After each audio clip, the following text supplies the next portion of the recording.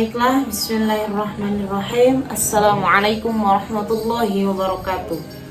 Sebelumnya, perkenalkan saya Neng Fitri Zianoviana, mahasiswa Institut Kiai Haji Ahmad Sanusi, Prodi Manajemen Pendidikan Islam, semester 4. Saya membuat video ini untuk memenuhi tugas mata kuliah Manajemen Keuangan.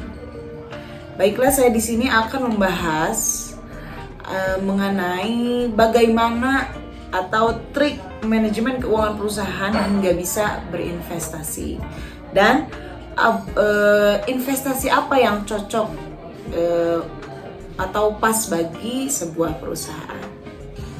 Baiklah teman-teman, langsung saja kita membahas mengenai manajemen perusahaan hingga dapat investasi.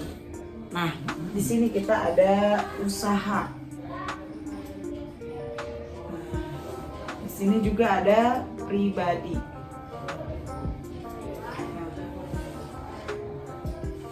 Terlihat.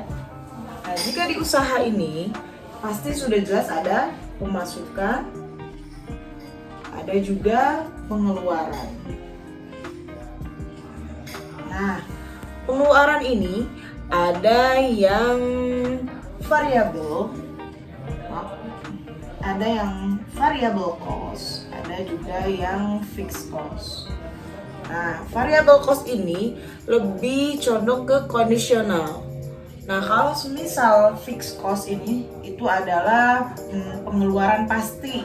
Pengeluaran pasti seperti sewa, biaya sewa dan lain-lain seperti itu. Nah, selanjutnya kita di sini ada modal, ada juga hutang, ada aset. Nah, kita harus tahu berapa modal yang kita keluarkan, berapa hutang yang kita punya, begitupun apa saja aset yang kita punya atau barang yang kita punya. Gitu. Jadi teman-teman, semisal ada teman kita yang memang ngajak nongkrong atau ingin memberi modal, misalnya ikut memberi modal. Nah, untuk perakuan itu sendiri itu masuk ke pengeluaran yang kondisional ini, yang variabel. Nah, variable cost masuknya. Kalau misal kita nongkrong dan sebagainya. Jadi teman-teman, kalau untuk membuat laporan keuangan ini sendiri sesuai, jadi kita melaporkan sesuai dengan industrinya sendiri. Nah, selama waktu 1 tahun ini, dari proses ini kita bisa mendapatkan profit atau keuntungannya. Nah, dari keuntungan usaha ini itu masuklah ke pribadi, dan pribadi pun ada pemasukan, ada juga pengeluaran. Nah, pengeluaran pribadi di sini misal pengeluaran A, B, C, D. Untuk pemasukan di sini kita bisa jadi pemasukan tahunan seperti dividen. Nah, pemasukan tahunan, dividen. Nah, jadi ketika memang sudah ada profit, misal sudah menghasilkan profit, dia terus dimodalkan, dibuat modal. Nah, seperti itu. Barulah nanti diambilnya ketika di akhir tahun misalkan. Nah, begitu. Dan untuk untuk pengeluaran itu sendiri itu harus jelas pencatatannya, seperti contohnya untuk pengeluaran pribadi, kebutuhan pribadi dan lain-lain. Ada juga yang memang menyisihkan untuk usaha itu sendiri. Contohnya seperti 50% untuk pengeluaran pribadi dan 50% untuk modal usaha kembali, seperti itu. Untuk penambahan cabang dan lain-lain gitu. Lalu di sini kita apa sih investasi? Nah, dari sini kita menghasilkan investasi. Nah, dari profit ini gitu. Nah, sekarang apa sih investasi yang cocok untuk sebuah perusahaan atau pribadi kita? Nah, investasi yang cocok itu kita lihat dari jangka waktu.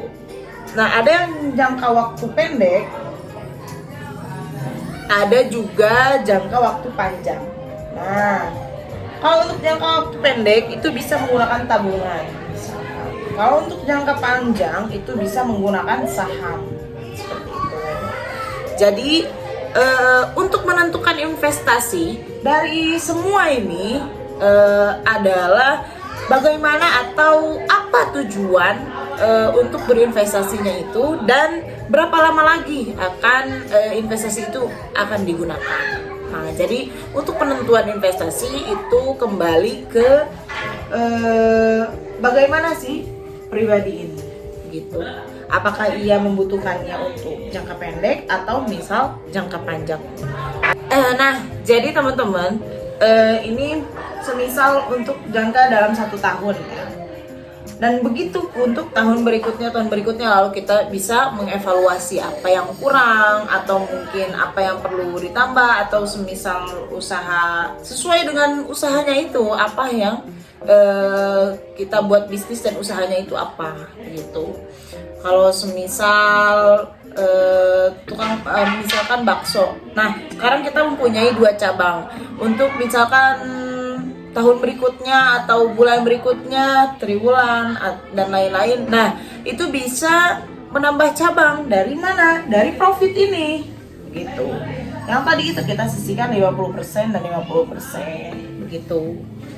Jadi, teman-teman, jangan lupa sisihkan hasil profit ini atau hasil dari usaha ini untuk kembali mengembangkan bisnis kita atau usaha kita dan untuk investasi itu sendiri.